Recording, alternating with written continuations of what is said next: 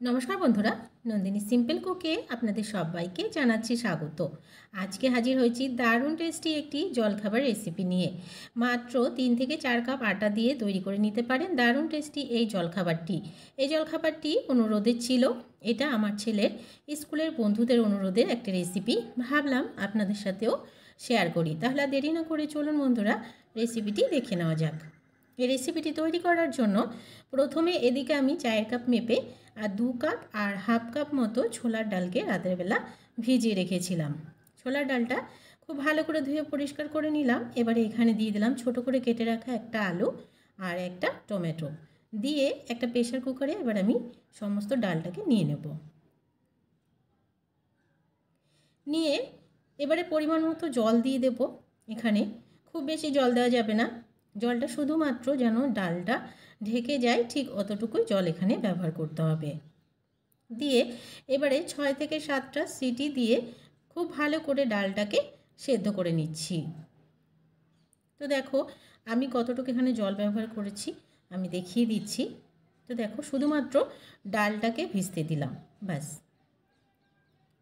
এবারে এদিকে একটা কড়াই বসিয়ে দিয়েছি, কড়াইতে একটু তেল আছে, আরও কিছুটা আমি এখানে তেল দিয়ে দিচ্ছি। মোট এখানে 2 থেকে 3 চামচ মতো তেল দেওয়া হয়েছে। তেলটা যখন একটু গরম হয়ে যাবে এখানে দিয়ে দেব 2 চুটকি মতো হিং, আর দিয়ে দেব হাফ টিস্পুন গোটা জিরে। দিয়ে খুব ভালো করে দুটো জিনিসকে একটু ভেজে নিচ্ছি যতক্ষণ না সুন্দর একটা গন্ধ আসছে। দুটো জিনিসকে খুব ভালো করে ভেজে নেওয়ার পরে এখানে দিয়ে দিচ্ছি 1 টিস্পুন মতো গ্রেট করে রাখা আদা। এবারে খুব ভালো করে আদাটাকেও একটু সময় নিয়ে ভেজে নিলাম। ভেজে নেওয়ার পরে দিয়ে দিচ্ছি হাফ টিস্পুন ধনে গুঁড়ো, আর দিয়ে দিচ্ছি হাফ টিস্পুন লাল লঙ্কার গুঁড়ো। ঝালটা যদি আপনারা খুব বেশি পছন্দ করেন তাহলে এখানে একটু কাঁচা লঙ্কাও দিয়ে দিতে পারেন। এবারে খুব ভালো করে একটু কষিয়ে নিলাম মশলাটাকে। মশলাটা যখন একটু কষানো হয়ে যাবে ডালটা যে সেদ্ধ করে রেখেছিলাম সেই ডালটা এখানে দিয়ে দিচ্ছি। ডালটা দেখুন খুব ভালো করে যেন সেদ্ধ হয়ে যায় সেদিকে একটু খেয়াল রাখতে হবে। সমস্ত ডালটা এখানে দিয়ে খুব ভালো করে একটু মিক্স করে নিচ্ছি, আর তার আগে দিয়ে দিচ্ছি স্বাদ মতো লবণ।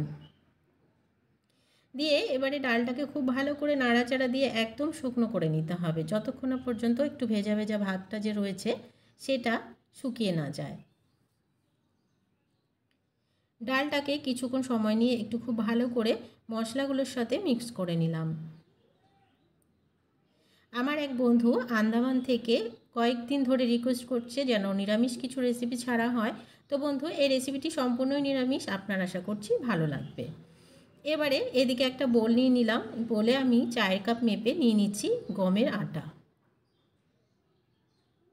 4 কাপ নিয়ে দিয়ে নিচ্ছি, তাহলে কি হবে সবার বুঝতে সুবিধা হবে যে কতটুকু লাগছে। আপনারা যতগুলো তৈরি করবেন সেই হিসাব করে এখানে আটাটা নিতে হবে। এখানে আমি 4 কাপ মতো আটা নিয়ে নিলাম। এবারে দিয়ে দিচ্ছি পরিমাণ মতো লবণ।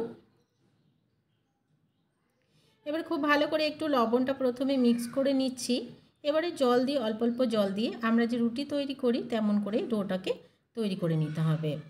খুব ভালো করে এবারে আটাটাকে একটু মেখে সফট একটা ডো তৈরি করে নিলাম।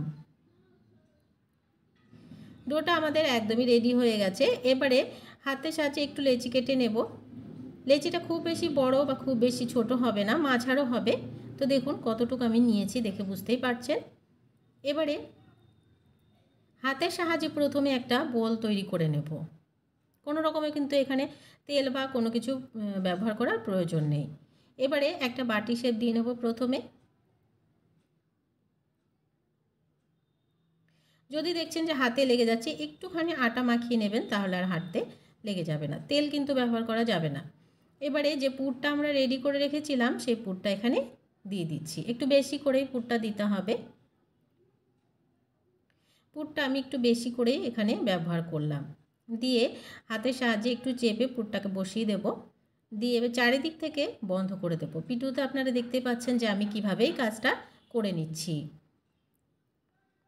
বন্ধ করে দিয়ে চারিদিক থেকে আবারও একটু গোল বলের মতো তৈরি করে নেব। এবারে একটা বেলুন চাকি নিয়ে নিয়েছি এদিকে।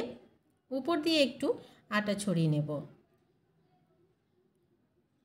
উপর দিয়ে একটু আটা ছড়িয়ে নিয়ে এবারে হাতের সাহায্যে যতটুকু ছড়িয়ে নেওয়া যায় ছড়িয়ে নেওয়ার পরে যে বেলুনটা আছে সেটা দিয়ে একটু রুটিটাকে বেলে নেব।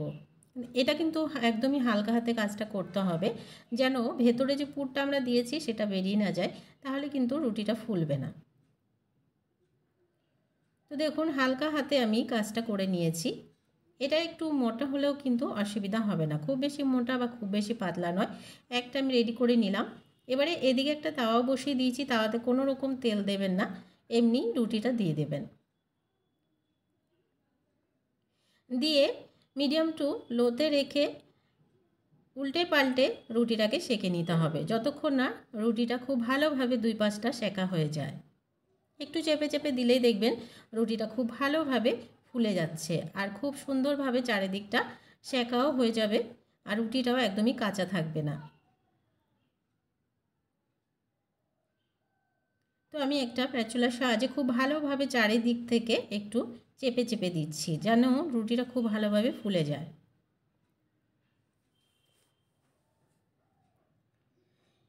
তো দেখুন এই পাশটা খুব ভালোভাবে সেঁকে নেওয়া হয়ে গেছে, অপর পাশটাকেও খুব ভালোভাবে একটু সেঁকে নিচ্ছি।